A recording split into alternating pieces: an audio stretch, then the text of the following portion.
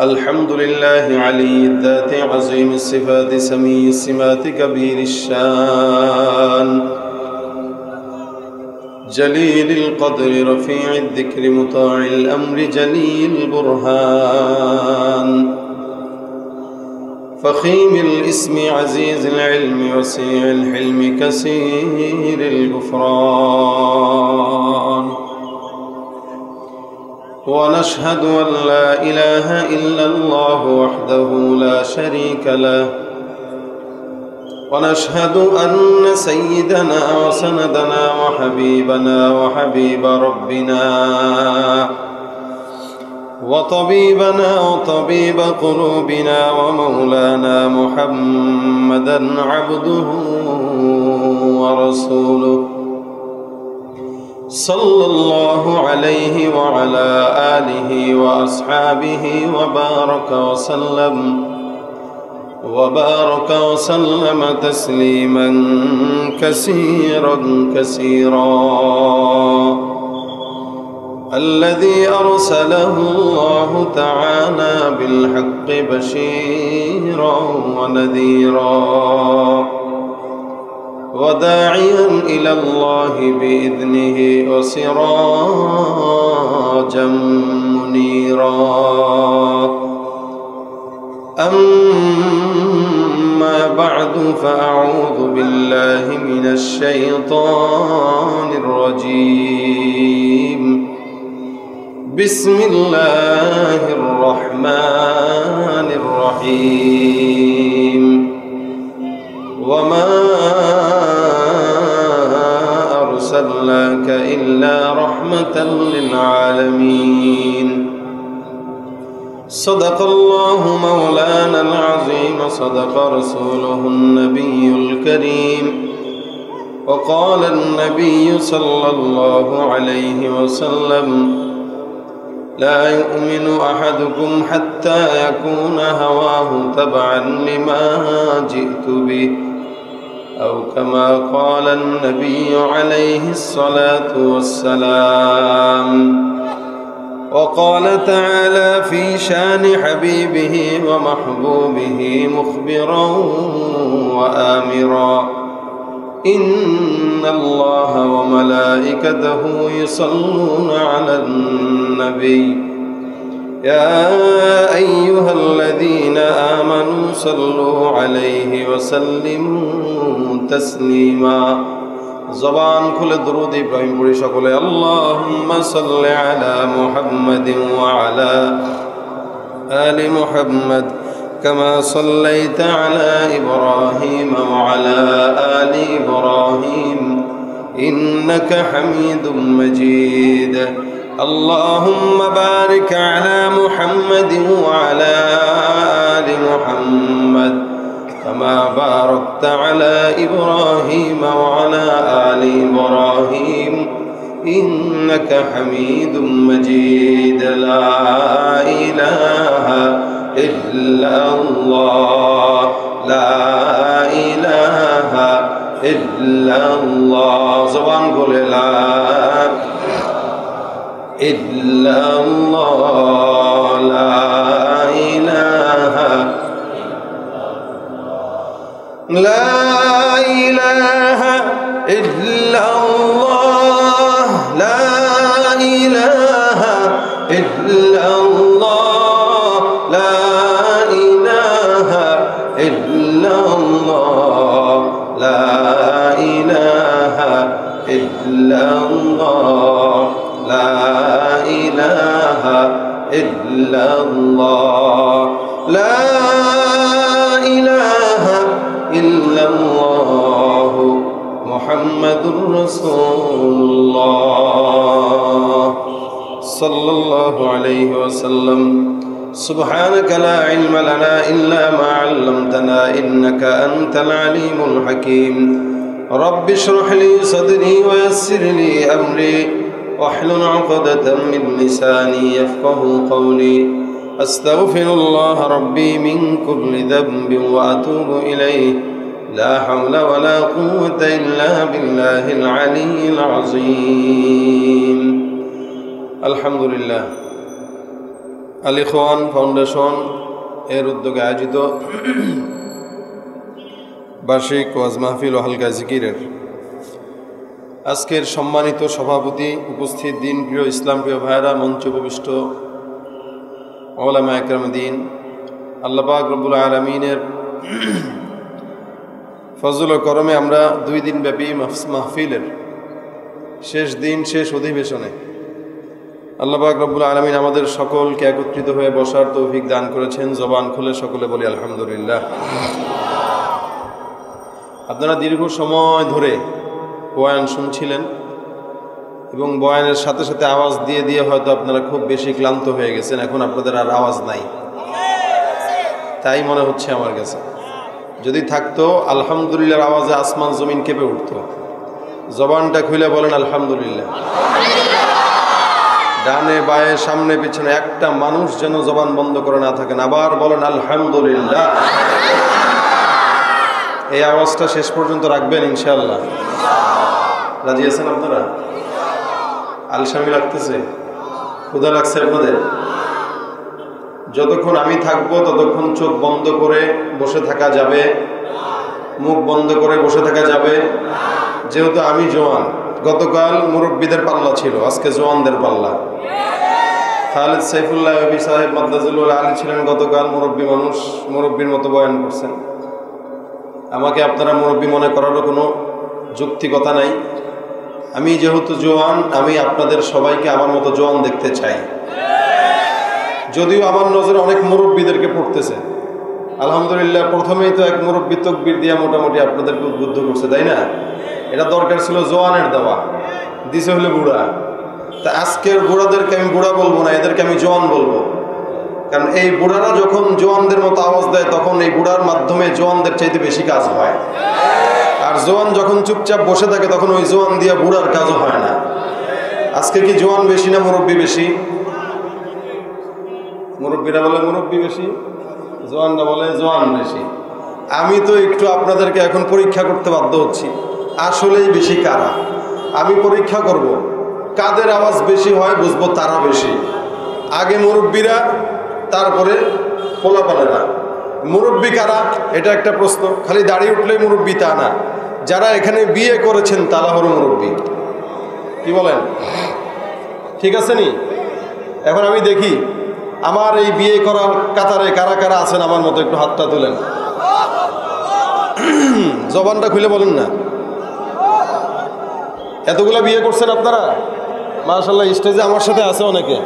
যারা বিয়ে করার পরে হাত তুলবে না, বুঝবো আরেকটা বিয়ে করতে চায়। একটা করছেন না দুইটা? একটা। যাক, তাকবীর হবে। রাজি আছেন? আওয়াজ দিতে পারবেন? নারে তাকবীর। তুমি দিছো কে? আরো একবার কোনো পোলাপানের শব্দ শুনতে চাই না, শুধু বিবাহিতরা। ঠিক আছে? নারে তাকবীর।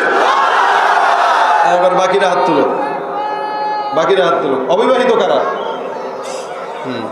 এবার যত জোর আছে তুমি দিবা। আজকে পোলাপান কম, এটা আমি আলহামদুলিল্লাহ বলছি কেন? অধিকাংশ জায়গায় ভাই আমার রাগ উঠে, সব বিবাহিতরা খালি হারে। আমরা আজকে মনে হচ্ছে বিবাহিতরা জিতবে। কি বলেন? পোলাপান আজকে হারবে, তবে আওয়াজ দিয়ে বোঝা যাবে কারা জিতবে কারা হারবে। পোলাপান রাজি আছো? একটু গলাটা কাশো। এই মুড়ি পোতায় গেছে। নারে তাকবীর। চিকন চিকন কণ্ঠ তো একটু বেশি ক্যাস ক্যাস করে, এছাড়া আওয়াজ বেশি না। ভাই কমাইছেন কেন? আবার বাড়ান, আওয়াজ বাড়ান। এই মনিটর দুটো আওয়াজ বাড়ান। সবাই মিলে একবার লিল্লাহে তাকবীর। আলহামদুলিল্লাহ। হাত নামান। এই আওয়াজটা শেষ পর্যন্ত রাখবেন। রাজি আছেন না ইনশাআল্লাহ? আজকে যেহেতু মুরব্বীদের দল ভারী, আলহামদুলিল্লাহ আজকে জওয়ানদের সাথে আমাদের খেলা জমবে। কি বলেন? এছাড়া যারা হাত তুলেছে বয়স হয়ে গেছে, মোটামুটি 25 পার হয়ে গেছে। শীতের জামানা আসতেছে, বাপদের কাছে অনুরোধ করি পোলাটে বিয়ে করাই দিয়ে। কি ঠিক না? এ পোলাবেন মনে হয় খুশি না, বয়সই কম, খুশি হবে কি? অসংখ্য জায়গায় দেখি হাত যারা তুলে এর বয়স মিনিমাম 35, হাত তুলছে। ভাই আপনি বিয়ে করেন নাই? কর না। আরে আজীব অবস্থা। কয়দিন পরে বিয়ে করলে এর পোলারে বিয়ে দেওয়া যেত, সে বলে এখনো বিয়ে করে নেই। আমাদের দেশের মানুষরা কেন যে বিয়েরে কঠিন করে আমি বুঝি না এটা। বিয়ে যত কঠিন করবেন জেনা তত বাড়বে, বিয়ে যত সহজ করবেন জেনা তত কমবে। আর একাধিক বিয়ে যদি এটাকেও সহজ করেন তাহলে পরকিয়া কমবে। ঠিক আসতে কয় এইটা বিপদ আছে, দেখছেন নি? সবাই মনে মনে নির্যাতনে আছে, ইচ্ছা সবার যে আরেকটা যদি বিয়ে করতে পারতাম। আসলেই তো আল্লাহ পাক বলছেন দুইটা করার জন্য, একটা করার কথা আল্লাহ বলেন নাই, বলছেন আগে দুইটা, তিনটা, তারপরে চারটা, না পারলে একটা। না, আগে তো বলছে দুইটার কথা। এখন মুরব্বী মানুষ বুঝবে আর চিন্তা করবে, আরে এই আয়াত যদি 10 বছর আগে জানতাম, এক বিড়ির লেগে থাকি এতদিন। কি বলেন, ঠিক না? এজন্য বিবাহ একাধিক এটা ঠিক আছে, তবে আমাদের দেশের মানুষের স্বভাব হইল পরের বিয়ে করলে আগের জরিনারে আর মনে রাখে না। এখন এটার উপরে যত নির্যাতন আছে সব চালায়।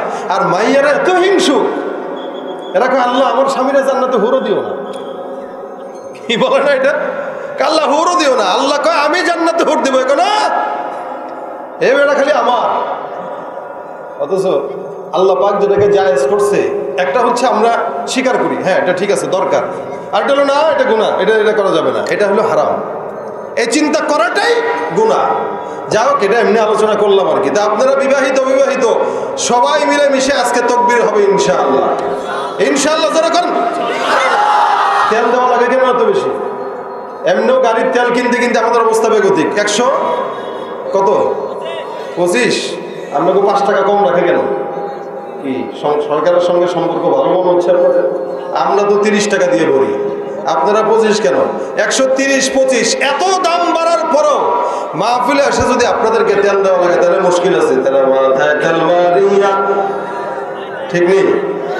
মাথায় তেল মারিয়া ফায়দা নেই যে লুটিয়া, তেল বিনা চলে না দুনিয়া।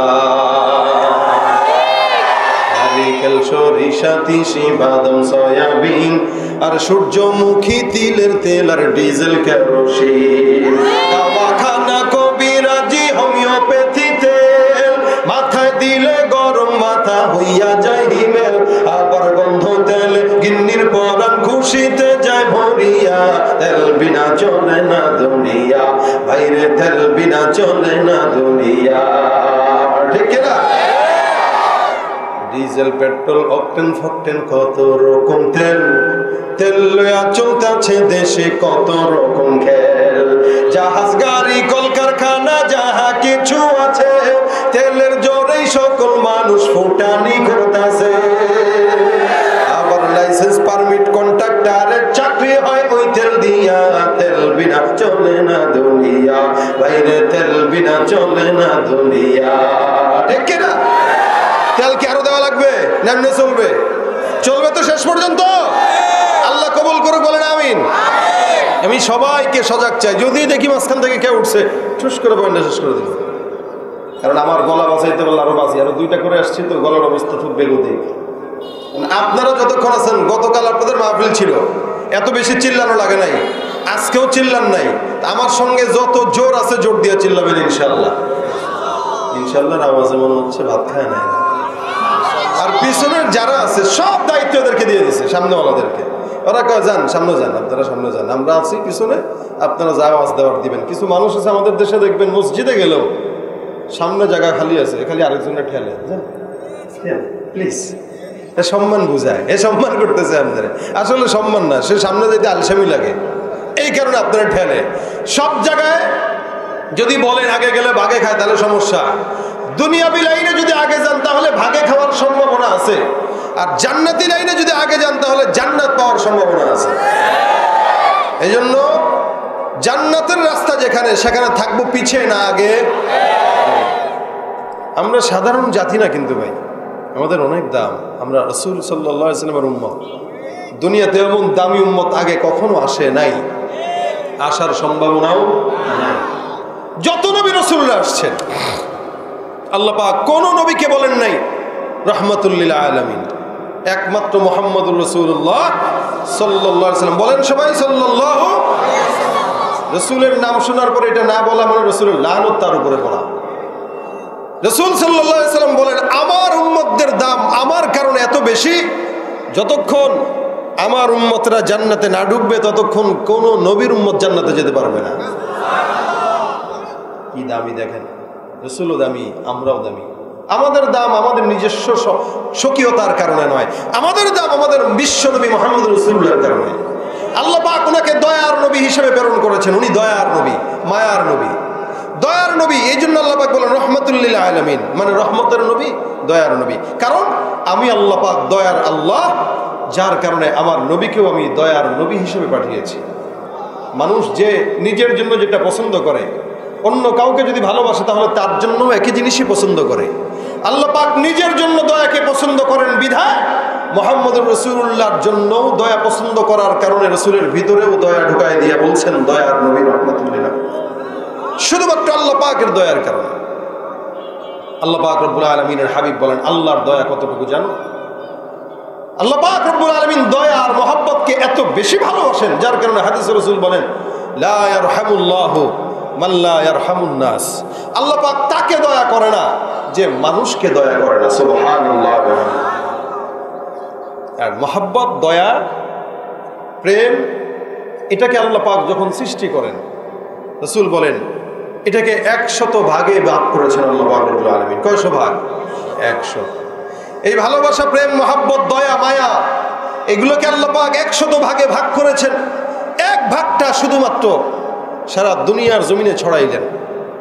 এক ভাগটাই উম্মতের উপরে, এক ভাগটাই জিন্নাতের উপরে, এক ভাগটাই ফেরেশতার উপরে, এক ভাগটাই ইনসানের উপরে, এক ভাগটাই পশু পাখির উপরে। সারা দুনিয়ার জমিনের ভিতরে এক ভাগ ছড়াই দিলেন, বাকি থাকলো 99 ভাগ। রাসূল বলেন বাকি 99 ভাগ মহব্বত, ভালোবাসা আল্লাহ পাক তার দিলে রেখে দিয়েছেন শুধুমাত্র গুনাহগার বান্দাকে ক্ষমা করার জন্য। সুবহানাল্লাহ। আল্লাহ তুমি দয়ার সাগর, রহমানুর রহিম, তোমার দয়ায় পূর্ণ আমার সারা নিশিদিন। তুমি পারো করতে মোচন অভাব দুঃখী লোকে, তুমি পরম মুক্তি দাতা মালিকে জগতের, তোমার কাছে চাই যে পানা আমরা প্রতিদিন, তোমার দয়ায় পূর্ণ আমার সারা নিশিদিন। কার দয়া? আল্লাহ পাক রব্বুল আলামিন বলেন ওয়ামা আরসালনাকা ইল্লা রাহমাতাল লিল আলামিন। গোটা জাহানের জন্য আমি পয়গম্বরকে রহমত বানাইলাম, সারা দুনিয়ার জন্য পয়গম্বর রহমত, আসমানের জন্য নবী রহমত, জমিনের জন্য নবী রহমত, দয়ালু, দয়ার নবী, মায়ার নবী, উম্মতের জন্য যেমন দয়ার নবী আল্লাহ পাক আল্লাহর হাবিব, যার কারণে রাসূল সাল্লাল্লাহু আলাইহি ওয়াসাল্লাম জীবদ্দশা থেকে নিয়ে এখনো পর্যন্ত, শুধুমাত্র জীবদ্দশায় আল্লাহ রাসূল সাল্লাল্লাহু আলাইহি ওয়াসাল্লাম উম্মতের জন্য কেঁদেছেন বিষয়টা এমন নয়।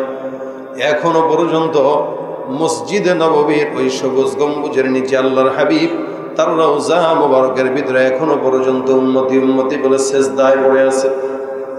কত দয়া থাকলে, মায়া থাকলে স্বার্থ ছাড়া উম্মতকে মহব্বত করেন। দিলের ভিতরে এতটুকু ভালোবাসা আল্লাহ পাক রব্বুল আলামিন পয়গম্বরের দিলে দিয়েছেন উম্মতের জন্য।